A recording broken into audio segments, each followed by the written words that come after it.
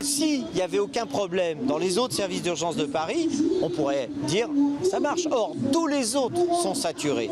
Et nous avons des gros problèmes parce que justement c'est le centre de Paris, c'est un nœud de transport, c'est un lieu touristique. Vous avez quand même les élus de la commune qui ont voté un vœu en disant arrêtez de fermer. Ça n'a pas été respecté. Vous avez le maire de Paris, c'est quand même loin d'être un imbécile, qui demande à ce qu'on ne ferme pas. On lui ferme sous le nez.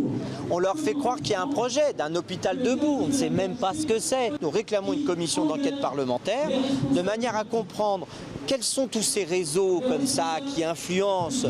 Quelle a été la véritable volonté sur la fermeture de ce service des urgences qui a été rénové, contrairement à ce qu'on vous dit, il a été rénové il y a quelques années. Donc on a injecté quelques millions d'euros encore pour rien. On a affaire non seulement à un scandale sanitaire, mais aussi à un scandale démocratique. Aujourd'hui, vous avez les élus de la majorité municipale, la ministre, qui disent qu'on ne doit pas fermer les urgences de l'Hôtel-Dieu, et dans le même temps, une direction de la PHP qui s'entête. Donc ce que je dis, c'est qu'il faut respecter la voix des élus, la voix de la ministre.